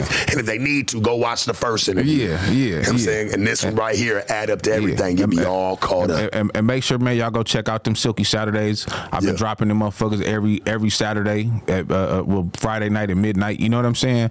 You know, we got that Book of Kings that me and Rollo put out. You know, Rollo just dropped that Walnut Hill. Everything PGO, man. PGO to the world. This is PGO clothing as well. I brought you the Squares Make Me Sick hoodie. Yes, I have the hoodie. It's in my Range Rover. You know, I'm gonna be real, church. Like I gotta know, because I'm sure a lot of people, man, it's always the bullshit and the trash. And this is before we get up out of here. Like, man, what? People always say, man, is Sharp real? Was he a character? You know, people have that insinuation of like, was this just a character or somebody that got on, or was this guy really real? Right. You know, and maybe you can give some clarification. If you feel like I was a nigga that you didn't know, like some other niggas that you said, I didn't really know them. Right, right. I mean, the same person you are on camera is the same person you is off camera. You know what I'm saying?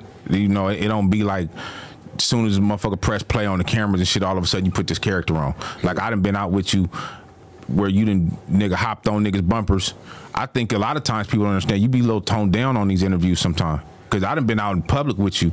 You know what I'm saying? Where niggas got the popping it and you got to start to bite my head off. And I'm over there telling you, like, Sharp, chill. You know, I'm trying to play peacemaker shit. Like, man, you know what nigga? My mom. Yeah, I'd have been like that. And me and you know, I'm not finna sit here, you know, for the camera and say we done been state to state together and all that shit. You know what I'm saying? But I definitely, you know knew the circles that you was in, and you know what I'm saying? I mean, just look at the history. Like, motherfuckers gotta look at the history. You've been doing podcasts for how long? Maybe 3 years. But you've been having it for how long? Shit up, damn near 20.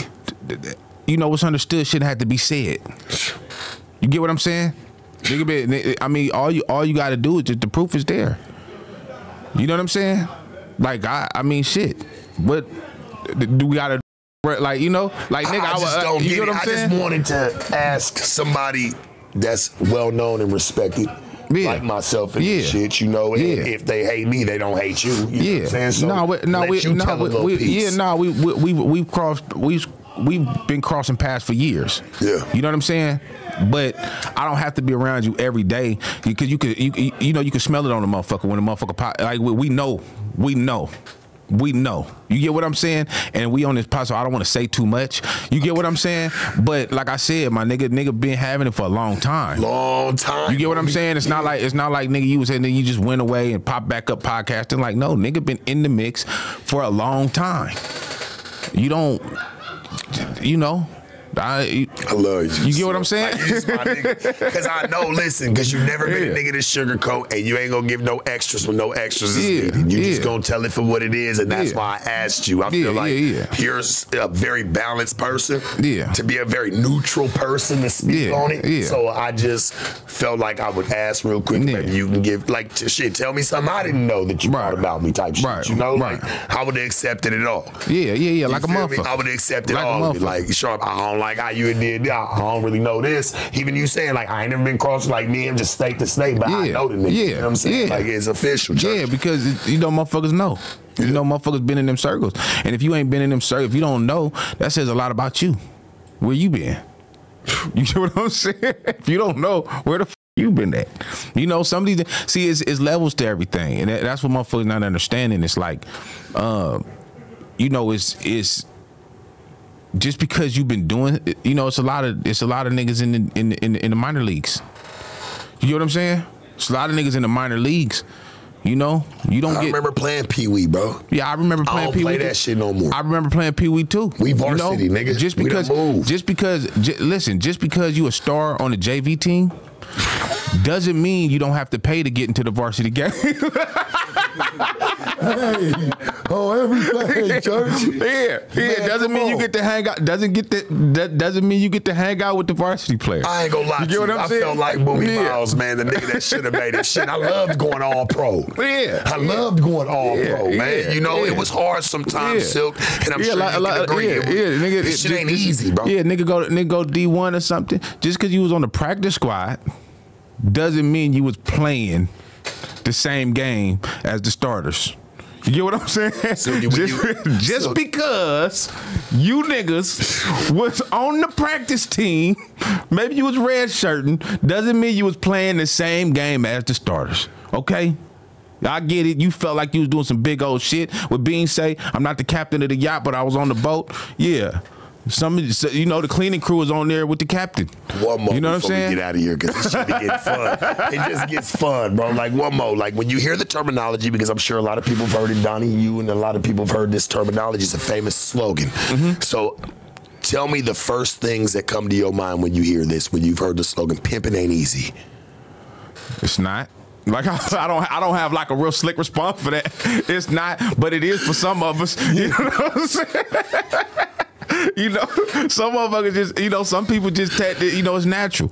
You know what I'm saying? Like, man, when you hear the word, because it's been put on T-shirts, it's been, you've seen it. Like when it says, pimping ain't easy. Yeah. But, okay, so it's I always say, but somebody got to do it. It's like anything. It's like anything. If you love what you're doing, it's not work. You love the struggle. If you a gym rat, you love that burn that comes with workout. You love that soreness that comes with exercise, working out. Sometimes you might be out of breath, or you know what I'm saying, you're fatigued or something. But in that moment is when you find yourself, and when you love something, you don't mind when it beats you up. You know what I'm saying? I don't mean domestic violence. Just don't want people to take that out of context. I don't think they would. I think we all caught on to what you were saying. But I'm just saying, sure. when you love what you're doing, you know what I'm saying? It's easy sometimes, and sometimes it's not. You get what I'm saying? But you're living in your passion. I got a passion for mashing. This shit be fun, bro.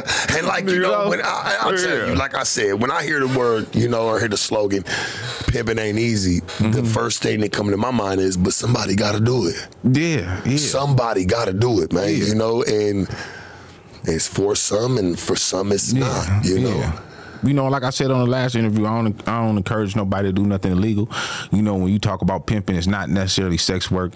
You know, it's a concept. It's a lifestyle. Once you understand that concept, you can apply it to anything in life. So when we talk about the game and shit, we're not talking about, you know, we're just talking about applying that game to anything in life, anything that you're doing. That's all I've ever tried to preach. That's all I always try to tell people. Like, man, I don't want you to be me. Yeah.